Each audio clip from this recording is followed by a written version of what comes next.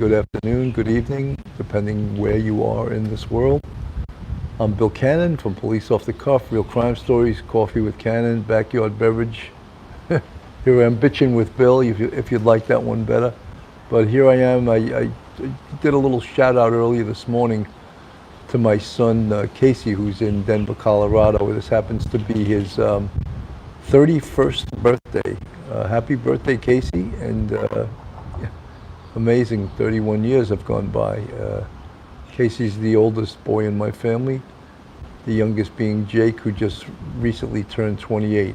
I can't believe it, you know, how you can talk about those amount of years in your life have passed by, and then you see your kids, no longer kids, but they'll always be your kids, you know. Anyone out there that's a parent, you can attest to that. Your kids will always, always be your kids. Rachella Pranzo, good morning, Rachella, good to see you. So nice to see you. Jen 302, hello, hello, hello. Cynthia Grahan, good morning all. Good morning, good evening, and wherever you are in this world. Milwaukee Civilian, wow, I can actually catch a live show. I've been watching your magnificent podcast in my commutes. Hello, Sergeant Bill. Milwaukee Civilian, great to see you. Sue G, Donna Shaw, Haley, hey, Sarge, everyone in the UK, Kelly Ward, hello from Melbourne, Australia. I love seeing people from Australia. I've never been there. I just hear great things about Australia. It's probably one of the longest flights from New York in the history of the world. I don't think there's a longer flight. Johnny Rockberry, hello from Los Angeles. Good to see you. Good to see everyone. I love how you guys interact with each other in the chat. So I'm going to go on here tonight at 7:45 p.m. Eastern Standard Time, again in regards to Madeline Kingsbury. We want to keep this case alive. We don't want it to go out of the consciousness of anyone. We want everyone to still cooperate. We want everyone to still be looking. We want everyone to be calling that tips line that has tips that are fruitful to the investigation. You got to keep the pressure on all the time. And I know the Winona police have this case on the front burner, and they're working hard. And I was trying to send, I actually got through to the family of Madeline Kingsbury in regards, Dr. Pamela Chillette, parenting is a lifetime commitment. You got that. At least good parents are, right? You always have to be the parent, be the advisor, be the teacher. 100% Dr. Pamela Chillette. You got it. You got my thumbs up.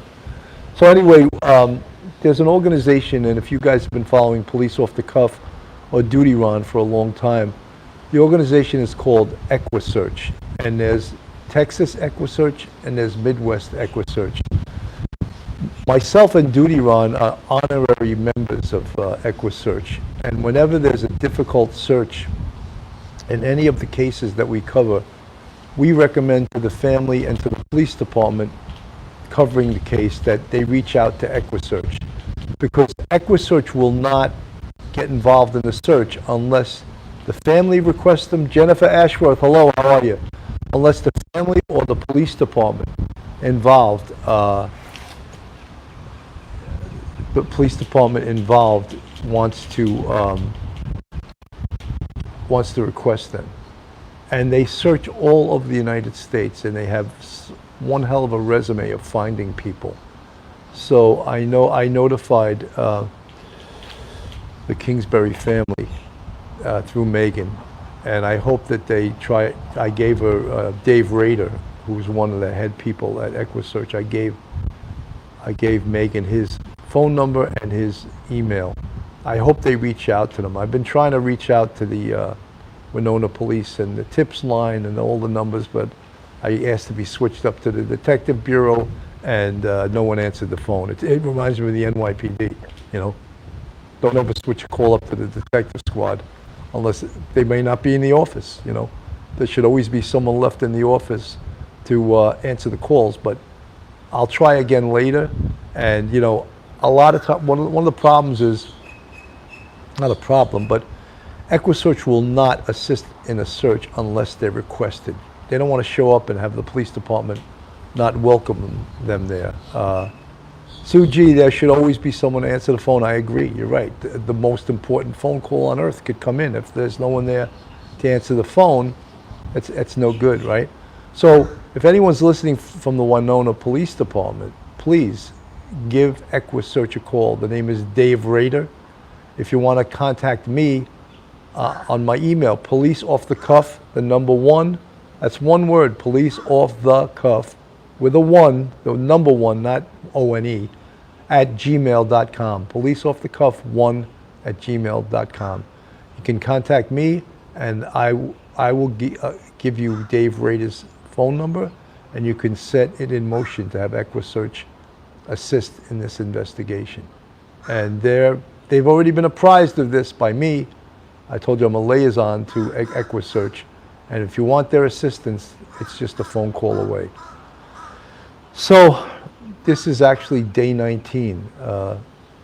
Madeline's been missing since March 31st at 08:15 in the morning, after her and her partner, as they describe him, we know his name is Adam Fravel, after they dropped off their 2 children to daycare. Martha Miner, hello, how are you? So we're entering day 19. I understand in this part of Minnesota, they just got 11 inches of snow, which of course exacerbates any type of search you're trying to do. If there's, Sue G, is there a person of interest? Sue G, you know something? There's an elephant in the room, obviously, and if you've been listening to us, you would know who we think the person of interest is, but specifically the Winona Police Department hasn't named a person of interest or a suspect. That doesn't mean there isn't one. They just have not named one. The last person to see her alive was the baby's father, Adam Fravel. So use your intuitive skills and think if there is a person of interest or a potential suspect in this case. However, it's easy for me. It's Lieutenant Pete, how are you, Lieutenant Pete? It's easy for me and anyone else that's not involved in the case directly to name a person of interest. I don't have boots on the ground. I'm not intimately involved in this investigation, but from my experience, from what I see from afar, Fire Opal, her poor family, your videos in this case have been really good, hoping for answers soon. I am too, and I think that one of the reasons we're doing videos on this and continue is because we want to keep it in the public consciousness. We want to keep this case out there. We want to keep people calling the tips line that may know something, you know. Many times in these cases, the answer lies in Milwaukee civilian. Hey, Lieutenant Pete, James Burzon. You know, I mentioned things called perpology, but for there to be a perpology, there has to be a potential perp, right? Person of interest, suspect, whatever you want to call it. Somewhere in that person's background is the answer that you want in this case, is the answer that you need, is the answer that's going to help recover Madeline Kingsbury. Hopefully bring her home alive. But it's been 19 days, folks.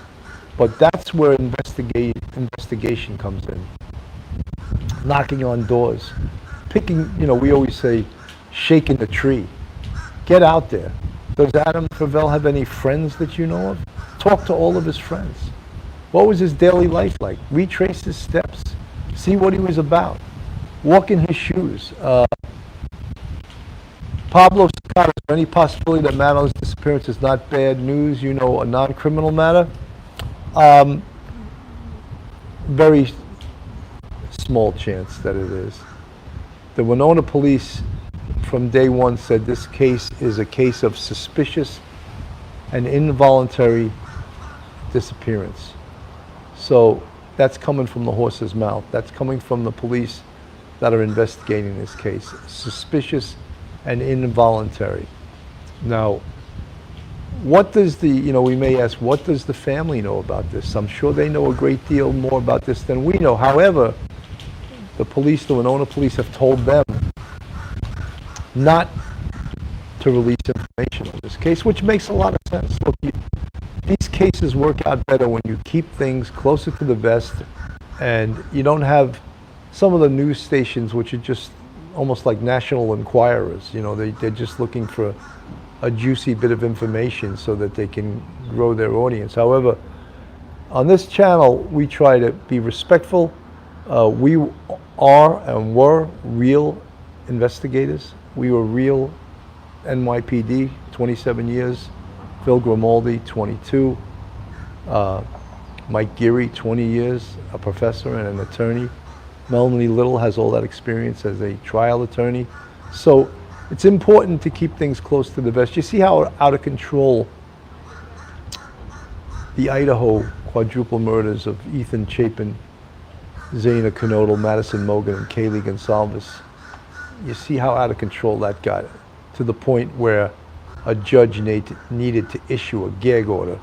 So the TV stations really, when they don't have information, they start to make things up, and that's not a good thing. You saw that People magazine made up that story that he had frequented the Greek restaurant that Kaylee and Madison worked at, and that turned out not to be true. Jill Howdy, Sue G. Sue, from what I understand, they do have certain footage from doorbell cameras, some cameras but information that they haven't released to the public. Look, I'm sure the Winona police know all of the investigative tools out there, all of the investigative resources. Some of the things that become so important in these cases, of course, is electronic evidence. By that I mean cell phones. By that I mean cameras, dash cam cameras. Martha Mine, Adam's father, lives within 2 hours where Adam lives. Yes, and Martha, I believe the Winona police have conducted 2 warrants on Adam's father's residence. So, unknown if they found anything that's probative. We don't know. Again, the police are keeping things very close to the vest in this case.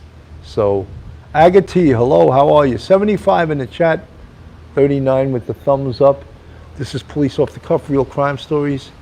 Coffee with Cannon, Backyard Beverage, Bitching with Bill. Coffee, Cuffs, and Crime, I forget what, Lula Morocco, his name. I have to write it down. I don't ever write this down because it seems like whenever he says it, I never have a pen on me. But he mentioned a great name for the show. Anyway, so, we want to, of course, follow this case and keep it alive, keep it in the public consciousness, because the worst thing that can happen is someone use that word cold case.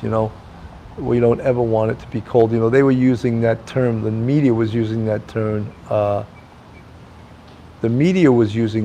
in the Idaho case after 6 weeks. So, Agati from UK Birmingham, good to see you, very good to see you. So yeah, no, we don't want the media to start grabbing a hold of this and start making assumptions, What do they say about assume? We all know, we learned it in school. Don't make an ass of you and me. That's what happens when you assume, So you need real information, real powerful information. Vet Girl, hello Bill, Sergeant Bill from sunny California. Beautiful weather there.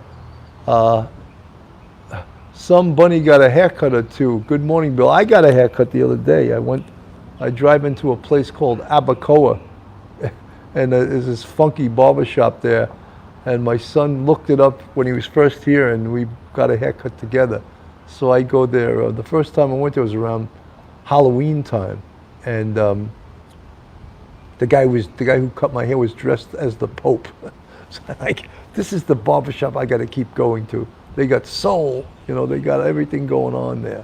So looks like Caesar. I'm like, I'm just lucky I still have hair. I'm lucky that I still have hair sprouting out a little bit, and there's some little dark pieces of hair too, not just gray hairs here. So I'm lucky. I recognize that. And many guys my age have the bald dome. Mary Brayman, afternoon. Agati, hello. Do you know how our bill is? It looks lovely. Yeah. I don't like to give up my spot, but we know what town I'm in. We know I'm down in Florida. So yeah, it's good to see all the Pranzos are here. Lieutenant Pete, Richella Pranzo. Great, always great to see all you guys. 81 in the chat, 47 with the thumbs up. Suji, yeah, it's Florida. It's Florida.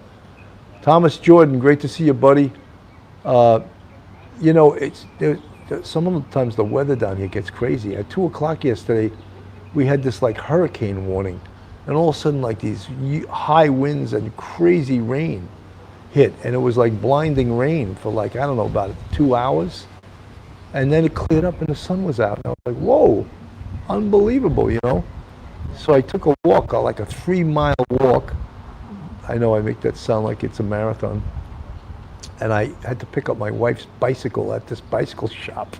So I picked up the bicycle because she was pestering me, get the bike, get the bike. So I got the bike and I rode the bike back home. And it was fun. It was good. It was good exercise, especially when I was sitting in the house after that pseudo hurricane, you know.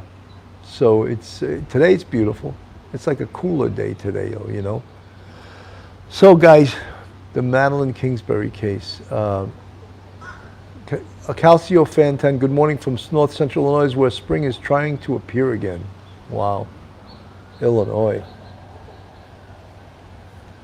You know, I said Illinois before. I don't know why I said that. It's pronounced Illinois. I used to get annoyed that people would say Illinois, and I did it myself, you know. Bloody cold here in Devon. Devon sells cartoon balloons in town. He calls his child Jesus because he likes the name. And he sends them to the finest schools in town. Devon likes his money. He makes a lot, they say. Spends his days counting in a garage in the motorway. He was born a pauper to a son on a Christmas day, when the New York Times said God is dead and the war begun. And he shouted out, I shall be a Levon, I shall be a good man, I shall be a Levon, we shall live on.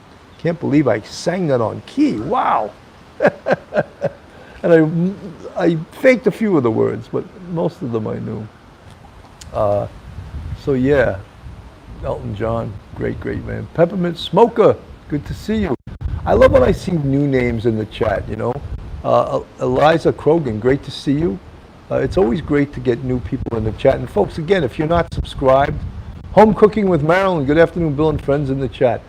If you guys are not subscribed, please go on our YouTube, hit that subscribe button, give us a thumbs up, and ring that bell. Join the Police Off the Cuff Real Crime Stories family. Rick Borgia, doing good, buddy. Jill says she has to make up words to all the songs. Well, you know something? It's amazing when you think about your brain and how many songs you actually know. And I just mean, when you hear a few bars of them, you recognize them. You could say what the name of the song is. That's pretty amazing, right? It's like the melody is in your head forever and you'll always remember some of the words, maybe. Suji, Police Off the Cuff, are you in a band? No, I'm not in a band. Cynthia Grain, $2 super sticker. Thanks for the song. Thank you for the $2 super sticker.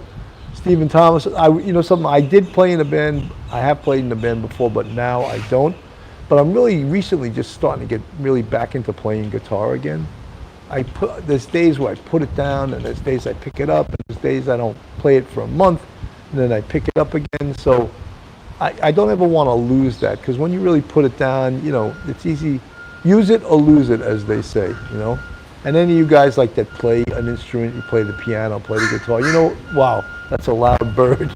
I hope he's not angry at me. You hear that? Well, he's pissed. He's up on the light there. Wow, it's a big crow. Shut up, crow! Hope he doesn't come down and visit me. He's like barking up there. You hear him, right? He just flew to another beam. Uh-oh. These birds here, you never know. I had a bird fly into my back last week. I told you guys the story.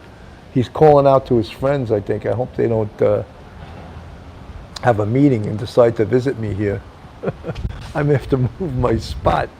Yeah, and animals communicate, right? They definitely, he was talking to somebody in bird language, So maybe, yeah, you heard me singing.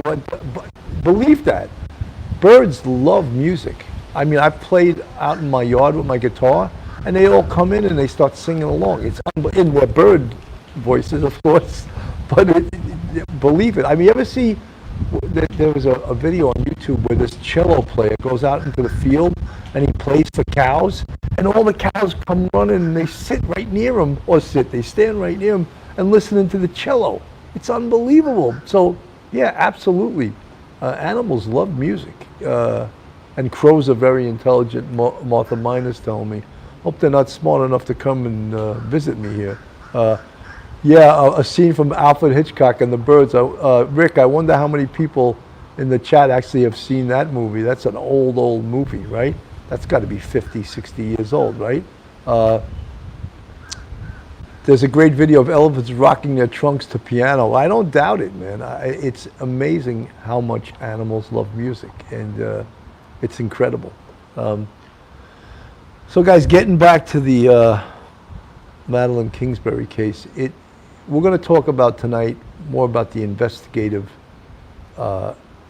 steps that the police should be doing on this case, that they probably have been doing. Just reiterate some of the things. Keep the case out there, again, I repeated ad nauseum, in the public consciousness. We want this case to be out there. We want there to be the family to realize and to be able to count on people continuing with the search. Like, don't give up. Please don't give up. And what a strong community. When they asked for volunteers for the search, 2,000 people showed up, Martha Miner, that means music will draw in more subscribers. I hope so. We'll see, So yeah, over 2,000 people joined in and helped out with the search. So we're hoping that, again, this will never leave the public consciousness, and that we find Madeline, And the only way you're going to find Madeline is with the help of the community, and with the help of the police and the help of the public. Cynthia, thank you for the $2 super sticker. Rick Borgia, you are your best when you cover police investigation. Well, that is my area of expertise, and yeah, I think that's some of these cases.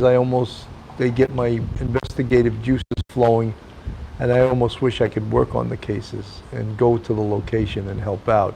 Duty Ron and I at one time were going to join EquiSearch and help them with a search.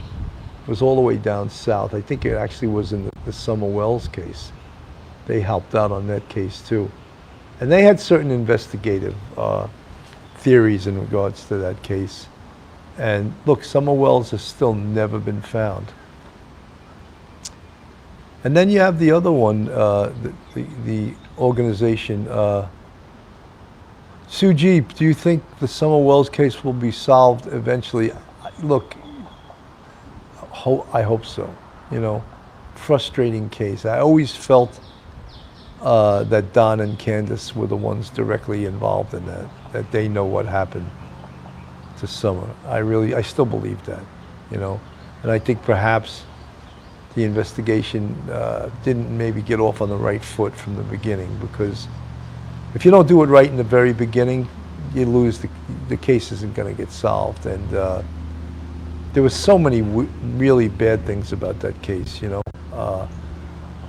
Late but present, Grace Green, good to see you. Thomas Jordan with all those thumbs up. 98 in the chat, 64 with the thumbs up. We got to cross over to the 100th side of that and get more thumbs up, so we can share this out there, Yeah, the Summer Wells case, there was so many frustrating things about that case, And the fact that to this day, she hasn't been found and no one's been held accountable for that, tough to take, tough to take. So look, we've had numerous over the years. Maya Malete, her husband was arrested for that case, and he's ready to go on trial, I believe, in July. There was some hearings apparently going to happen in May. They never found Maya Molette's body, you know. We always talk about the doctor in New York in 1985. I don't have his name at the top of my head, but he killed his wife. He strangled his wife, and he was a pilot. And he threw in a duffel bag, threw in the trunk of his car, drove her to the airport, to his private plane, took off, and threw her body in the Atlantic Ocean. They never found her body. But last year, during a parole hearing, this doctor, who's is doing a sentence of, I believe, 22 to life, he admitted he killed his wife and admitted that's how he did it. Exactly the way the district attorney prosecuted him. Said he predicted he strangled her, threw in a duffel bag, threw in his plane, and threw her out over the ocean.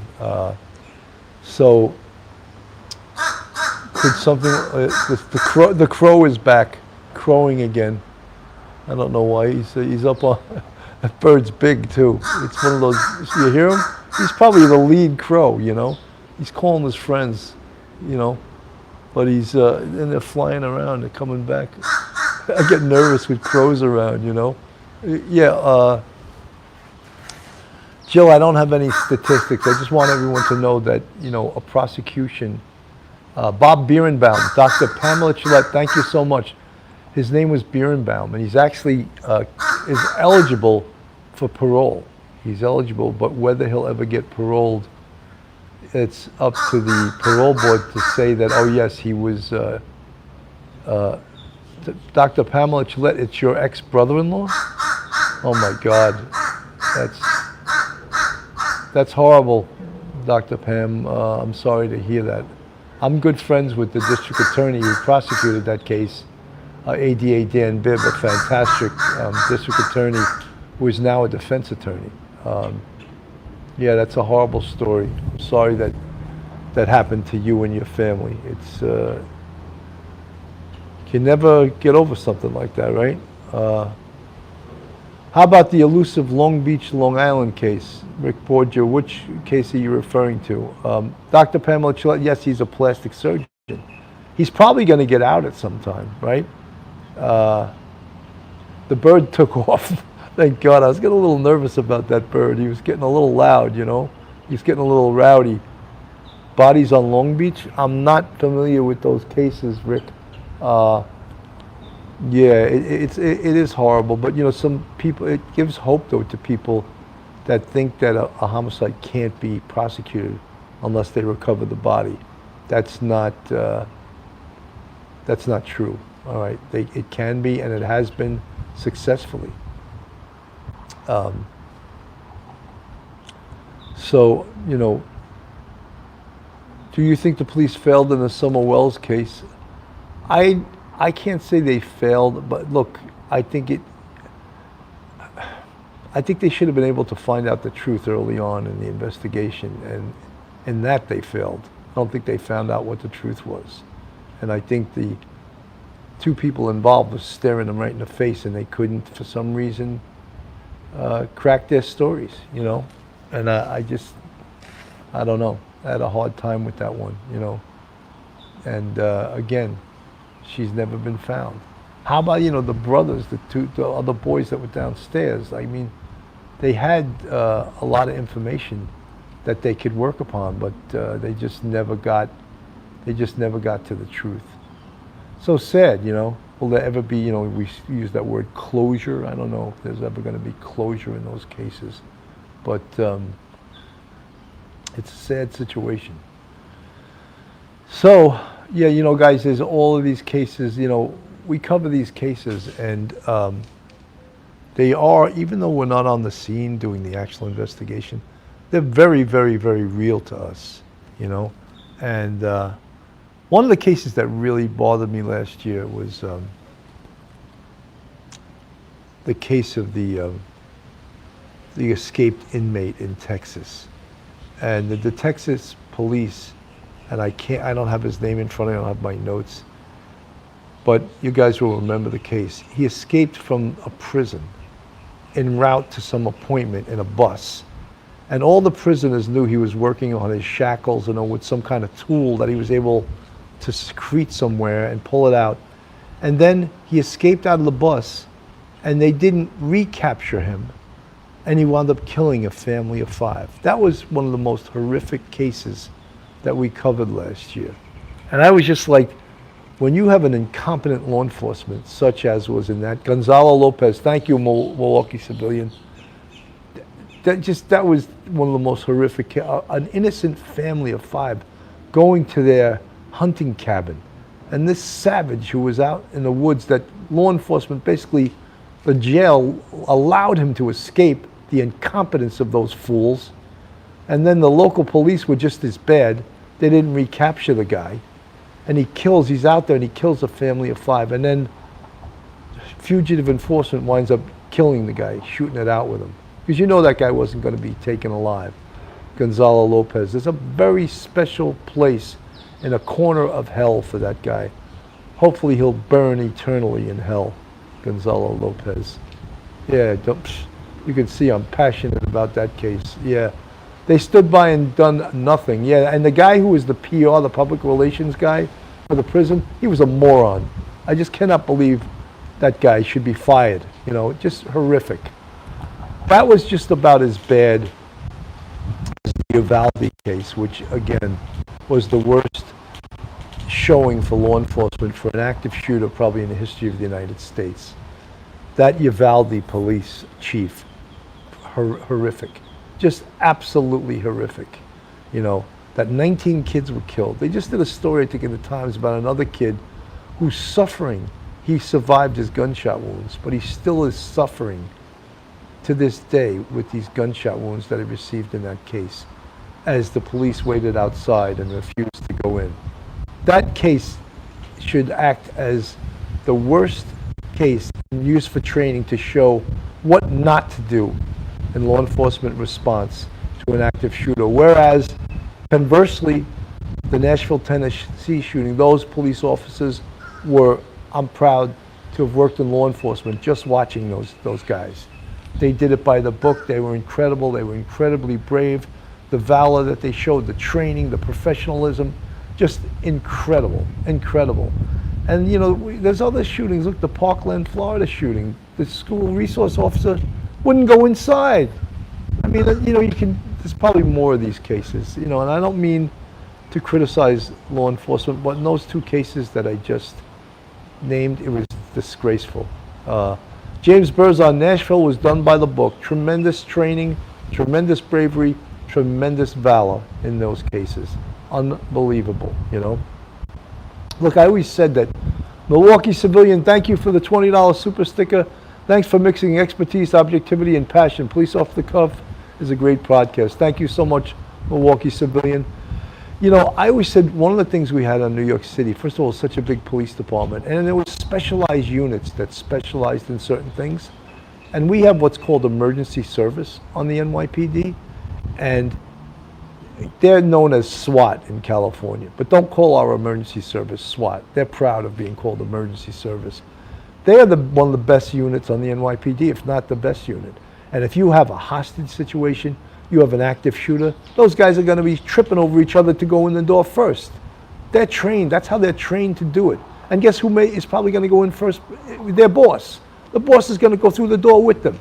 So that is, you know, makes me proud to be NYPD, because you don't have to worry about someone, you know, deciding, oh, I'm not going through the door, I'm waiting for this, I'm waiting for that. Bullshit. You hear active shooting, you hear kids getting shot, you hear kids that have been wounded, you go in there, you confront the shooter. That active shooter, when you wait, that goes back to the Colorado days of Klebold and Harris, you know. James Burzon, so was the Kentucky bank case. They ran to the gunfire, one officer still fighting for his life. You know something, every day across this great nation, there is evidence of the incredible valor of the police police that are underpaid and underappreciated for sure. But every day across this nation, there's evidence of valor and bravery and unselfishness in police departments across this country. And they don't get enough credit. And you know, I was watching the other day about 2 years ago, and it was because of the 10-year anniversary of the Boston Marathon bombing. And now, guys, I would recommend you watch the Netflix special on the Boston Marathon bombers, and you'll see the investigation and how difficult that was, and just incredible. Anyway, Dr. Pamela Chillette, NYPD, I've seen it all and done it all. Absolutely, and our emergency service is second to none in the world. You know, other units claim, the emergency service of the NYPD is the best in the world, bar none. They have experience, they've gone to every single type of job, can you imagine? And if there's an active shooter, if there's someone jumping off the bridge, if there's a hostage situation, I want the NYPD emergency service going to the scene. You know, and I've seen them in action, and I've seen the work they do. So yeah, the Boston Marathon thing with the Tsarnaev brothers, one of them is in hell now. He's sharing the fire with that Gonzalo Lopez. Hopefully they're both burning next to each other every day of their deaths, you know. The other brother is in federal prison awaiting endless appeals of his death penalty phase before he gets put to death, you know. And 2 years ago we had the sergeant from the Watertown Police, John McMillan, come on our show. And I was so thrilled to have him on the show because to me, not only was he a hero to the Watertown Police, but he's a great American hero, you know. A small little sleepy town, Watertown, Massachusetts. And this says everything about what I'm talking about with police departments, is how it's a calling. And the bravery and the training and the valor. Home cooking with Marilyn, thank you for the $1.99 super sticker, much appreciated. And the training and just the calling, I guess I would say. And here's this little police department comes in contact with two terrorists that are throwing pressure cooker bombs at their cars and shooting at them with AK-47s. And the officers didn't run, they engaged. Yeah, at first they retreated because they were overpowered, you know, with the firepower that they were met with. However, they did not run, they engaged. And they were able to kill Tamerlan Tsarnaev, who was the brother who trained in Chechnya to be a terrorist. He trained there, learned how to make bombs, learned how to fight the police. He was killed on the scene. Partially, he was shot 8 times, still alive, and his younger brother, Zokar, ran him over with the car in attempting to kill the police that were around him, trying to get him cuffed. The police saw the car coming, they fled. He runs over his own brother. That contributed to him dying, but he was also shot 8 times. So you see the valor. There was another sergeant named Puglisi who was off duty, worked a double shift, and he, in his car, smoking a cigar at the end of his tour, he hears this come over the radio, and he says, they need help. And he goes, jumps in a car, and goes to assist them, and gets involved in this horrendous shooting. And he was a 30-year veteran, and he runs and does a flying tackle of Tamerlan Tsarnaev and gets him on the ground. And then John McClellan, the other sergeant, is beating him in the head with his gun that's empty. They were out of ammo.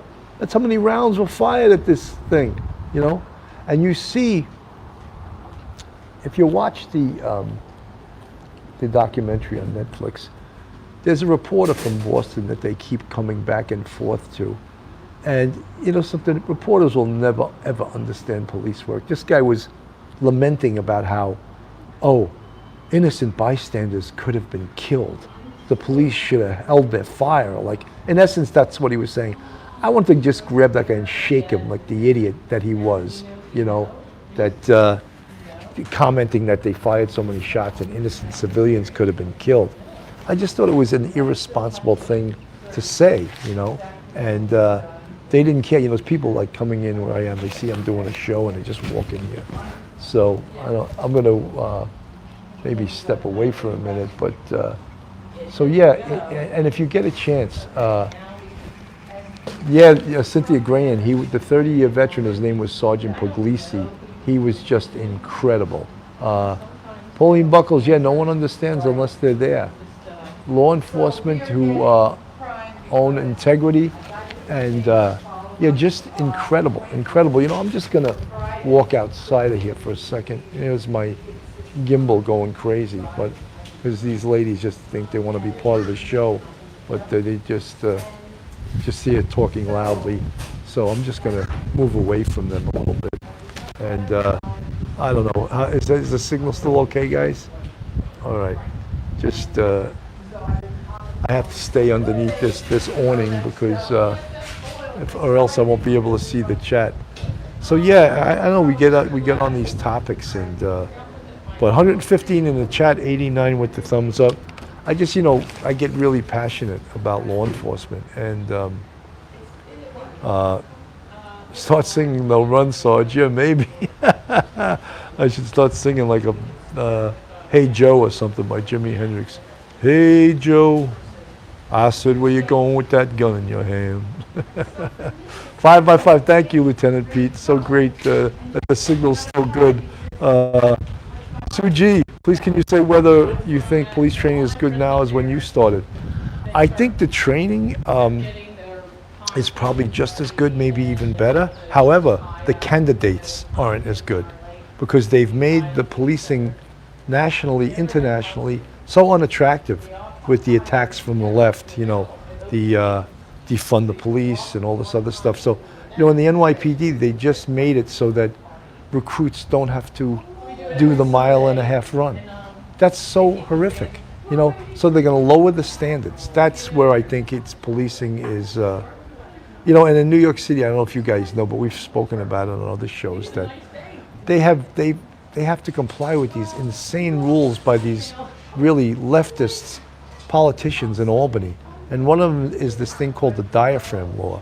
And when you have to handcuff someone, you need to put your knee in that person's back in order to control them with your body weight. And these idiots from the state assembly, and I call them idiots because they are idiots, politicians is a filthy, dirty word, but they're even worse in Albany.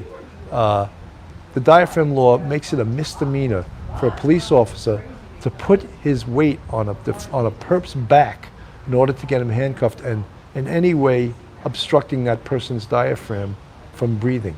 So, I mean, if you cannot put your weight on a perpetrator's back while you're handcuffing him, it puts the officer at a huge disadvantage. And as a result, many perps that know about this law, they've gotten away from the police because the police were afraid to put their knee into the perpetrator's back, which is really a necessity when trying to control a big, strong jailhouse jack that just got out of Rikers, you know? And any officer that wants to control a defendant, you know, what if the guy just got out of state prison? He's diesel, as we used to say on the street. He's been pumping iron, he's been swinging from the bars for years, and then he's out on the street and he's getting ready to reply his trade as a criminal, and then the officer's supposed to not be able to put his knee into the perpetrator's back to get him handcuffed. Yeah, it's ridiculous. It's ridiculous. It's, you know, it just shows that the politicians don't care about the police. They really don't. They care more about the perpetrators, you know. You see all this stuff with Alvin Bragg, and he's prosecuting Trump, but yet he refuses to prosecute criminals. He wants to actually have the power to drop a robbery first degree with a gun to a misdemeanor. This is the guy they're talking about. Cynthia Grahan, thanks for the $5 super sticker. I just remembered to hit the sidetrack, which I don't be a Cynthia. Well, thank you so much. Very much appreciated. 109 in the chat, 90 with the thumbs up. Banjo Zep 7, good to see you guys. Guys, don't forget tonight at 7:45, we're going to go on the air with, we're going to cover the Madeline Kingsbury case again. We want to keep that case out there in the public consciousness. We want you folks to watch and come into the chat and talk about it and keep her case out there so that no one's going to even suggest that it could be a cold case. We don't want ever that to even be a suggestion.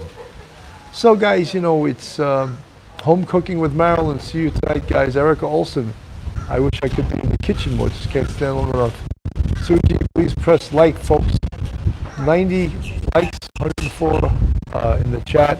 Thank you guys for coming by. It's really actually a beautiful day today. And here I am standing here. I wonder if I could walk a little bit and still keep the signal.